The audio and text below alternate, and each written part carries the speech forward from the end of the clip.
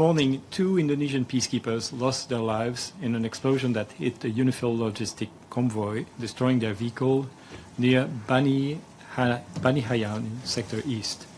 2 more peacekeepers were injured, 1 seriously. The origin of the explosion has not been determined.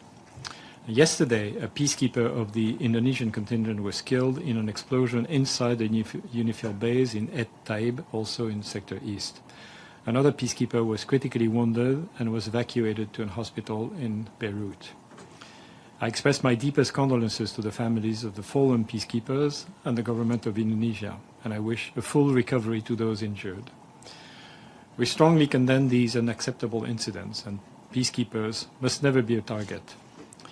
UNIFIL is investigating these incidents to determine the circumstances of these tragic developments. We also remain seriously concerned about several aggressive incidents against UNIFIL peacekeepers in the past couple of days. All acts that endanger the peacekeepers must stop, and all actors must adhere to their obligations to ensure the safety and security of the peacekeepers at all times. The inviolability of United Nations installations must be respected.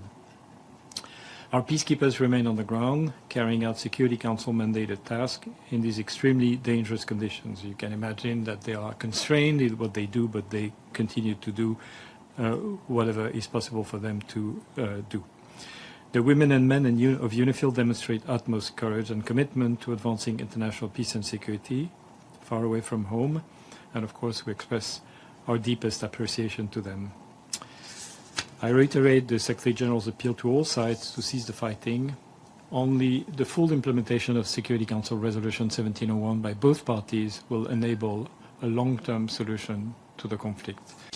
What we have seen clearly is an increased presence of the IDF, together with the strikes, of course, in different parts of Lebanon. Now,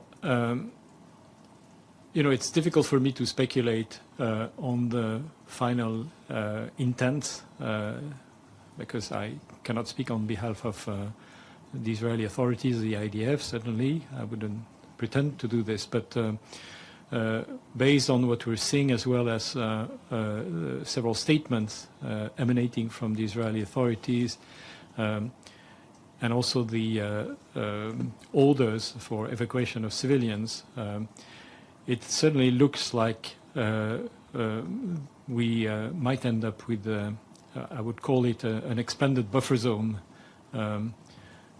in southern Lebanon. Now, what width, what breadth, what size, what all of this, of course, is very difficult to assess. And again, it's for the Israeli to talk about what their intent is.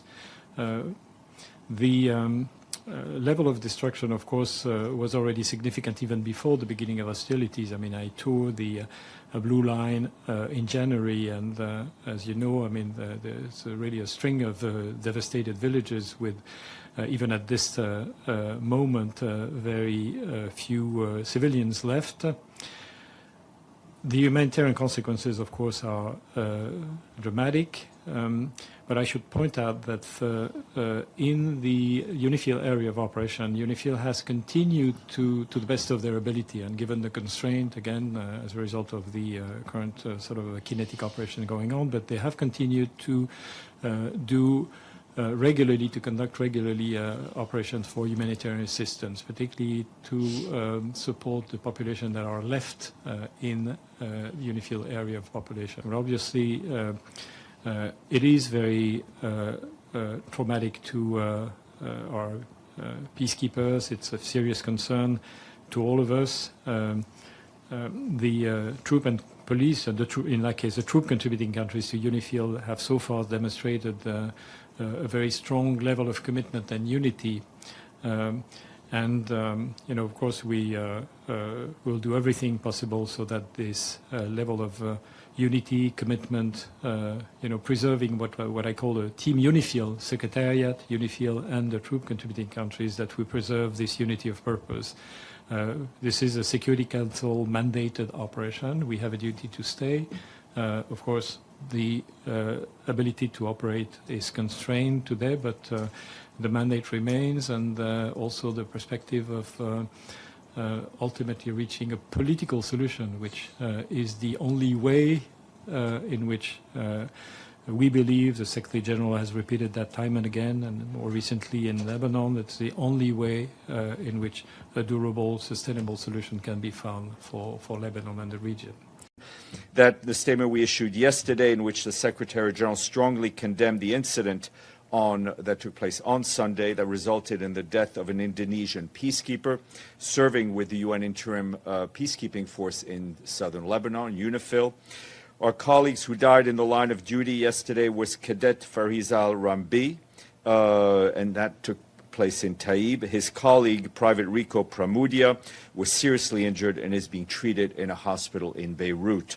We extend our deepest condolences to the family, friends, and colleagues of the fallen peacekeeper, as well as to the government and people of Indonesia.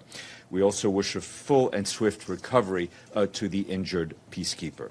And as you're aware, there was another incident today in Bani Hayan in Sector East, and where there are reports of further casualties of UN peacekeepers.